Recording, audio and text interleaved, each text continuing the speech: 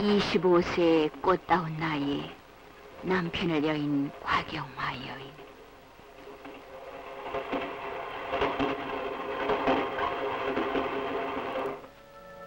그녀는 2년 전만 해도 꿈 많은 여대생이었습니다. 같은 학교의 법대생 이영재 씨와 결혼, 학생 부부로서 함께 부부 법관이 될 부푼 희망 속에 아들 정욱이를 낳고 행복한 나날을 보냈습니다.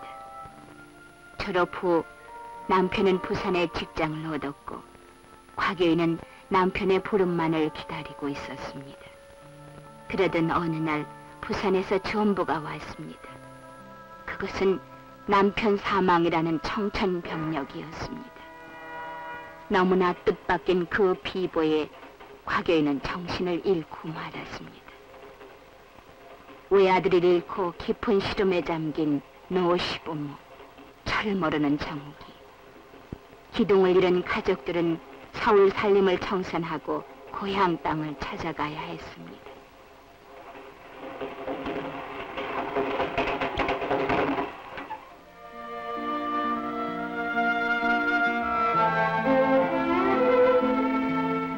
남편의 고향 경상북도 청도군 강남면 옥산마을은 청도에서 40km 들어간 산간벽지.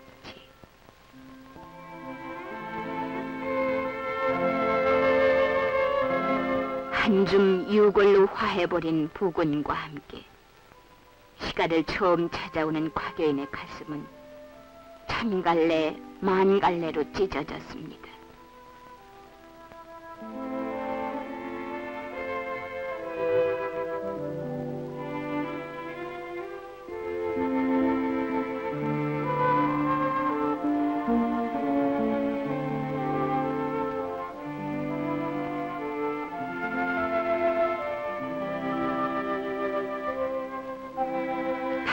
허물어져가는 시집에는 노환으로 기고조차 어려운 시조모님이 혼자 살고 있었습니다.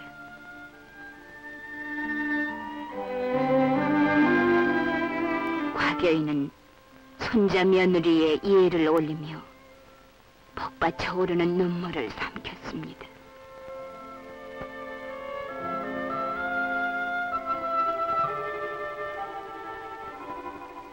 처음 보는 정선자의 손을 어루만지는 시조모님의 슬픈 얼굴을 보며 곽여인은 터지는 오열을 참았습니다.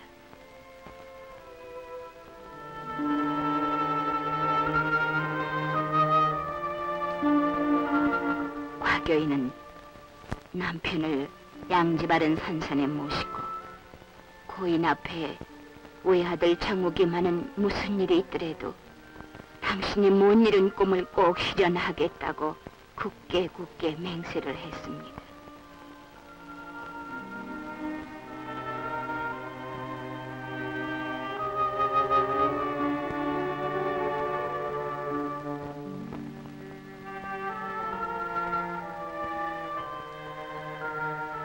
눈물이 마를 겨를도 없이 타당난 살림을 떠맡은 곽여인은 눈앞이 캄캄해졌습니다.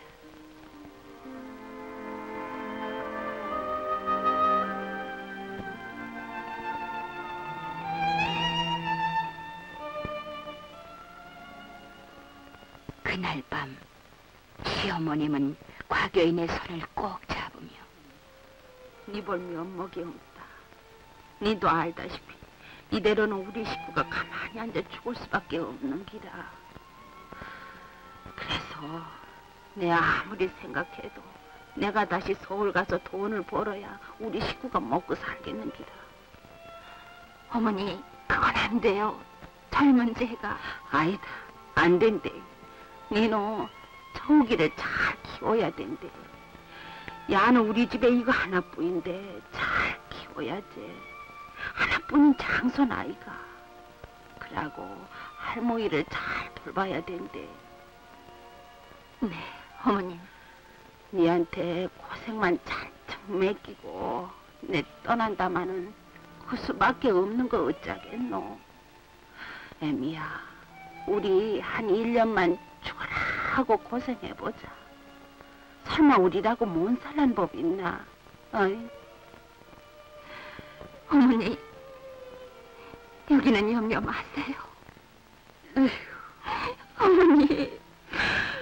아이고, 착하고 불쌍한 거. 내 무슨 전생에 죄가 많아서 이게 됐노? 아이, 델미야.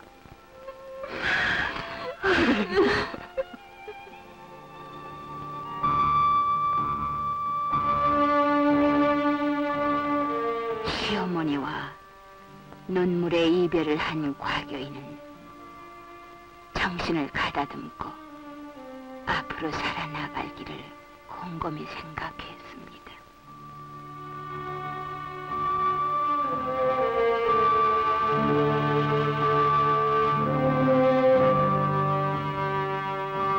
과교인은 시집의 유일한 재산이면서 버려진 야산을 개간하여 생활의 터전을 만들기로 마음먹었습니다. 조상 대대로 불모지로 팽개쳐진 산. 어디서부터 손을 대야 할지 엄두가 나지 않았습니다. 생전 처음 쥐어보는 날, 과교인의 손은 순식간에 가시에 찔리고 부르터서 금방 피가 나기 시작했습니다. 그러나 과교인은 개의치 않고 일을 계속했습니다.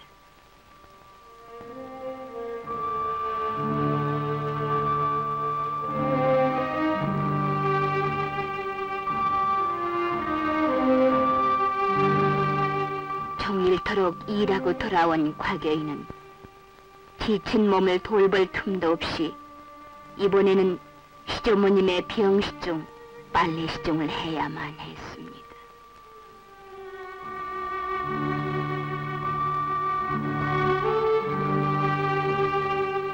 시조모는 갈아입을 옷이 없어 옷을 빨아 불에 말려야 했습니다.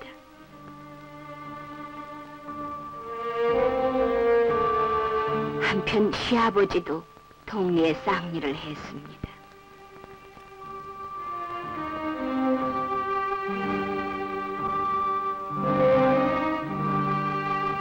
하루 종일 죽도록 일한 과교인은 솜같이 피곤한 몸을 이끌고 오리길을 걸어 집에 돌아오면 바로 저녁을 지어야만 했습니다.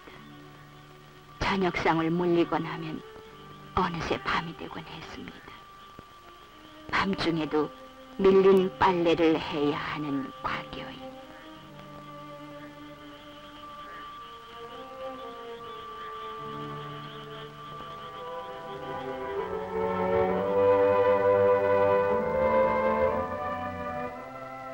종일 혼자 있던 어린 정욱이는 배고픔에 지쳐 빈 밥통을 꼭 끌어안고 잠들어 있기가 일쑤였습니다.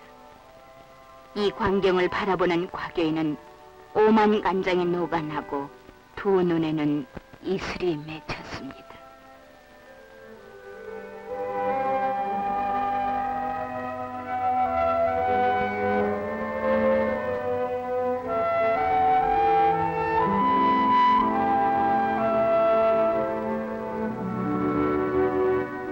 밤중 늦게까지 집안일을 보고 나면 매일 12시나 1시가 넘어서야 잠자리에 들 수 있었습니다.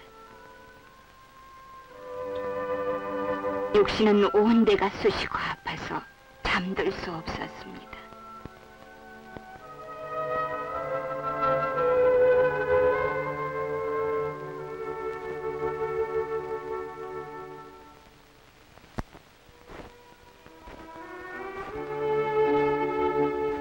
그러나 새벽이 되면 신들린 사람처럼 일어나 물 한 모금으로 아침을 대신하고 야산으로 발걸음을 재촉했습니다.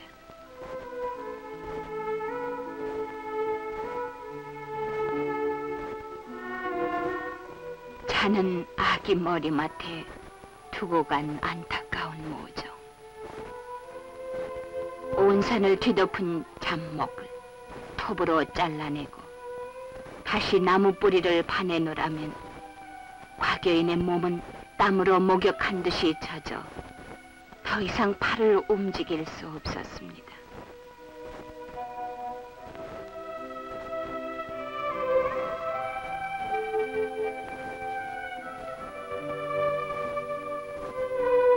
한편 서울에 올라간 시어머님은 고된 채소 행상을 하여 번 돈을 꼬박꼬박 집으로 붙여주었습니다.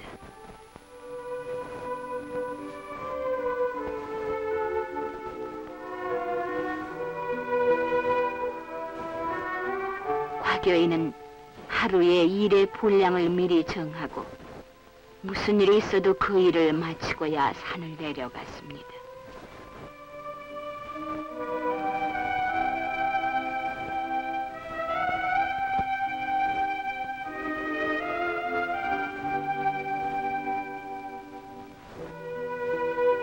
그러던 어느 날 또 하나의 불운이 곽여인에게 닥쳐왔습니다. 남의 쌍일을 하던 시아버님이 심장병으로 쓰러진 것입니다. 계속되는 시련과 불운 앞에 차라리 허탈해지는 곽여인이었습니다. 그러나 이제와 꺾일 수 없는 일, 시아버님과 시조모님을 위해 온갖 정성을 다해 나갔습니다.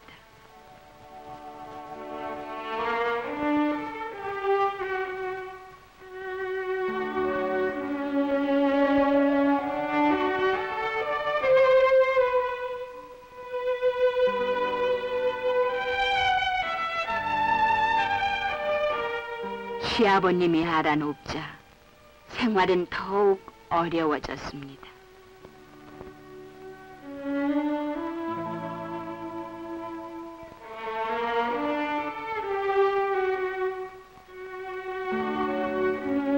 아무도 봐줄 사람이 없는 정욱이는 혼자 놀다 다치기가 일쑤였습니다.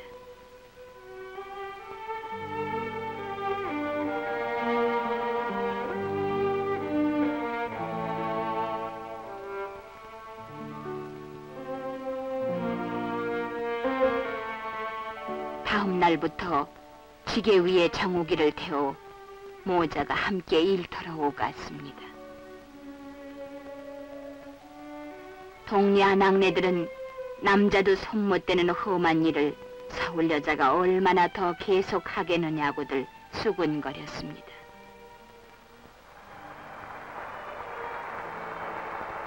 비가 오나 눈이 오나 각고의 개간 작업은 계속됐습니다.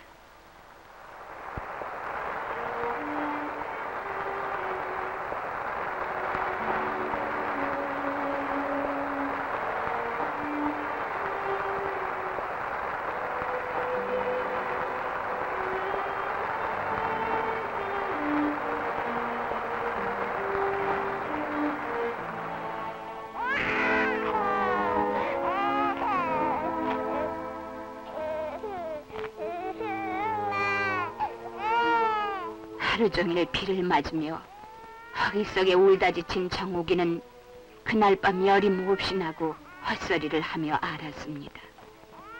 겁이 더럭 난 곽여인은 어찌할 바를 몰랐습니다.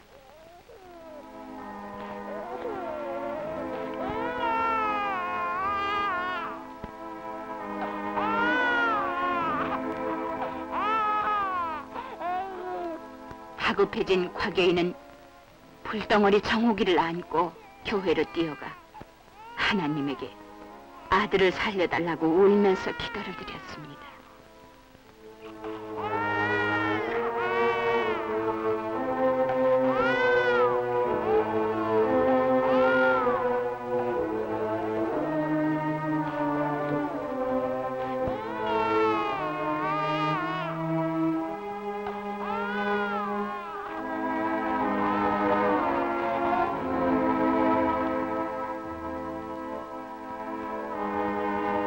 밤새워 기도하는 뜨거운 모정 앞에 지성이면 감천이라고 정욱이는 살아났습니다.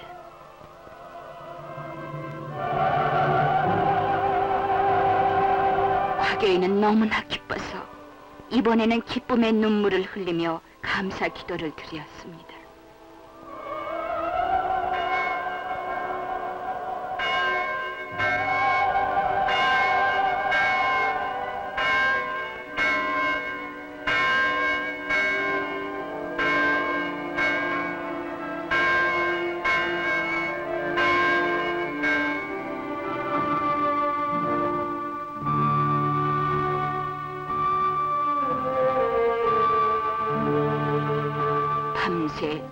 뜬 눈으로 세운 곽여인은 또다시 야산을 찾아 개간을 계속했습니다.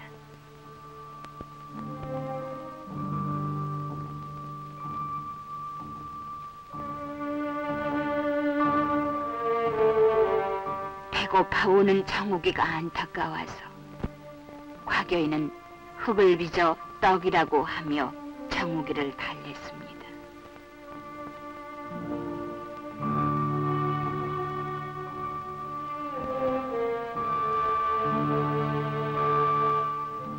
잠시 배고픔을 잊고 노는 어린 동심.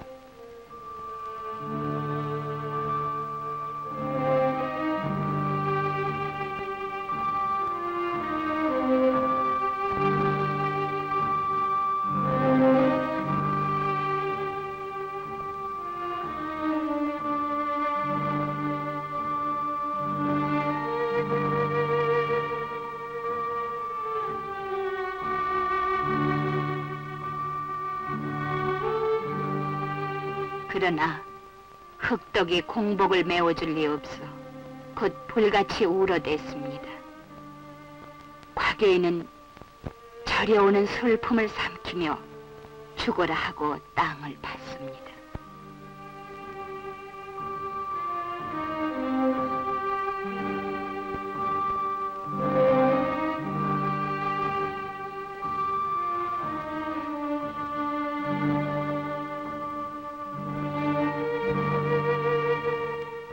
곽여인은 장날에 산나무를 해다 팔곤 했습니다.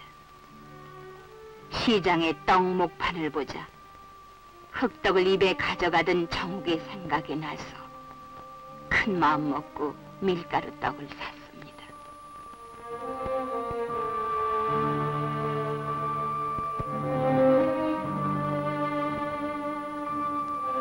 곽여인은 1년을 하루같이 시조모님과 시아버님의 병간호에 온갖 정성을 다했습니다.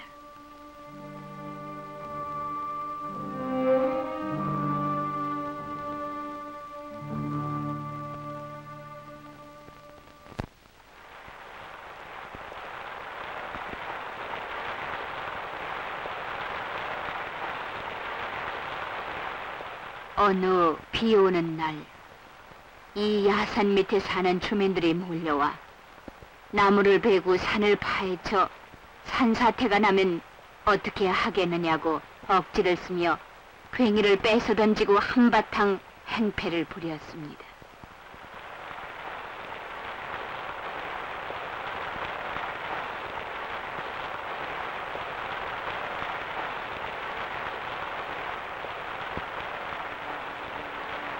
곽여인은 끓어오르는 분함을 참고 다시 힘껏 괭이를 잡았습니다. 죽기를 각오한 곽여인에게 그런 항의쯤 통할 리 없었습니다.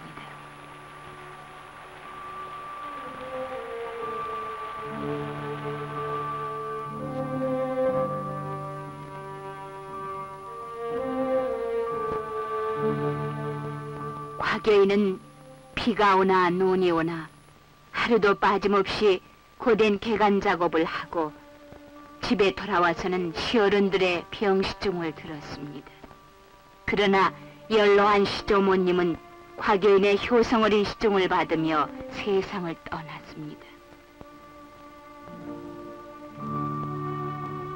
각고의 세월은 흘러 3년. 그 누구의 손길도 마다할 것 같던 험한 야산이 한낮 가냘프고 억척스러운 한 여인의 불같은 의지 앞에 드디어 정복되어 5,000평의 계단식 밭으로 변했습니다. 굽이굽이 피와 눈물과 땀으로 일고 난 땅. 곽여인은 얼마나 대견스럽고 기뻤던지 철없는 정욱이를 안고 소리내 울었습니다.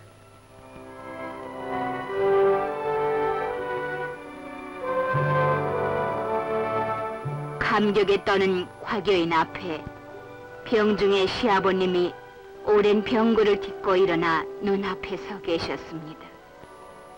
곽여인은 너무도 기뻐 꿈만 같았습니다.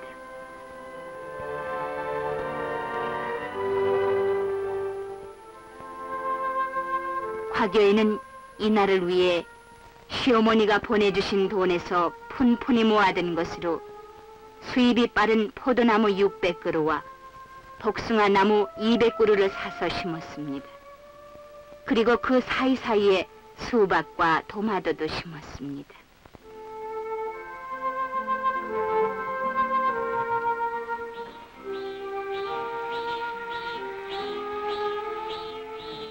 이 해에는 이웃달리 가물어 화교인은 하루에도 몇 차례씩 물지개를 지고 가파른 야산을 오르내렸습니다.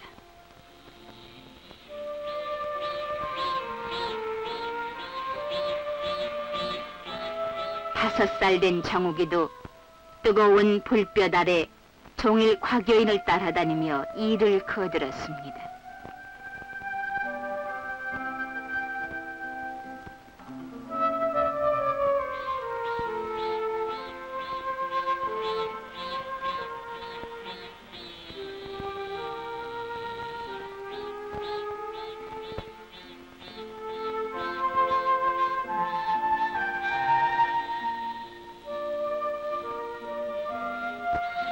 화교인은 많은 수확을 빌며 인분지게와 본무기통을 어깨에 멍이 들도록 저 날랐습니다.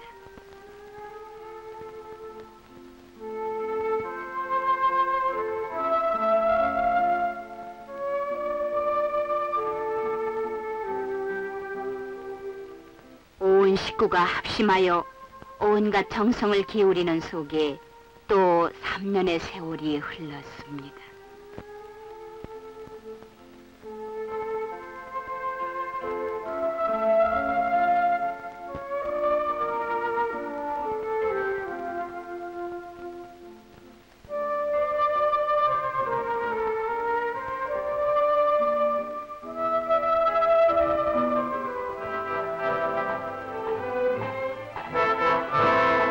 남달리 정성 들인 농사는 아주 잘 됐습니다.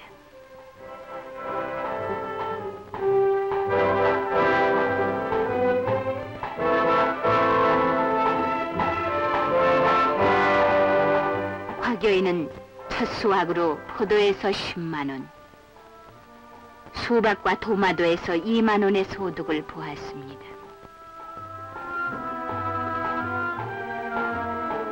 그리고 다음 해에는 28만원, 다시 다음 해에는 56만원의 수익을 올리는 데 성공했습니다.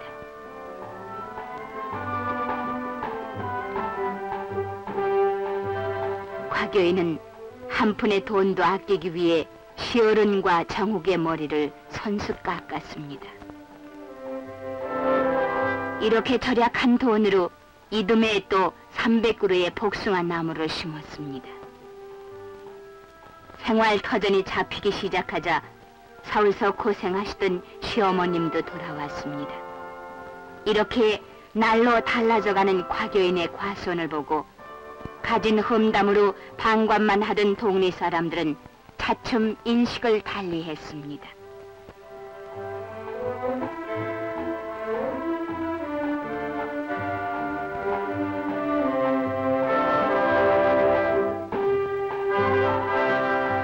하면 된다는 산 교훈을 본 이들은 버려진 야선을 개간하여 불과 몇 년 동안에 온 동네가 과수원으로 변했습니다. 이때 전국적으로 불붙은 새마을운동이 이 마을에도 거세게 불어왔습니다. 화교인은 새마을운동에 앞장서서 일했습니다. 근면, 자조, 협동의 새마을 정신을 터득한 동네 사람들은 지금까지 방치했던 동네 모든 환경 개선 사업을 해나갔습니다. 80가구 482명의 옥산 마을은 이제 잘 사는 의지의 마을로 완전히 탈바꿈했습니다. 마을 어머니회 회장이 된 화교인은 회원을 이끌고 절미운동, 문맹퇴치, 동네 술집 주방, 그리고 어머니회의 공동재산으로 400평의 뽕나무밭을 개간했습니다.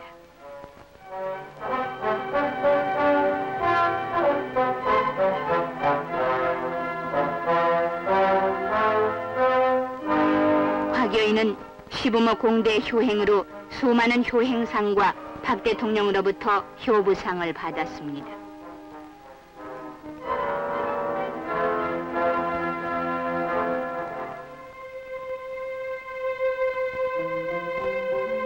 고진감래라고 곽여인은 가장 기쁜 날을 맞았습니다.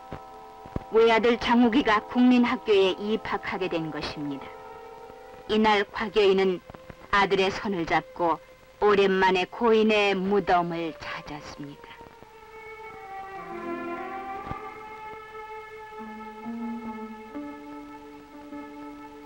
장욱아, 엄마 얘기 잘 들어봐라. 아빠는 네가 어릴 때 돌아가셨단다. 아빠한테 학교에 들어갔습니다 하고 절을 해야지. 응, 정욱아? 우리 정욱이 착하지? 어서.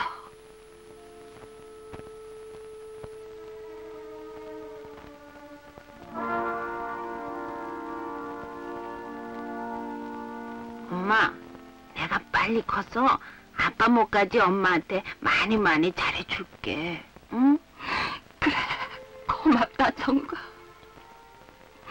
엄마도 더 일을 많이 해서 우리 정욱이를 훌륭하게 키울게. 응? 엄마, 울지 마.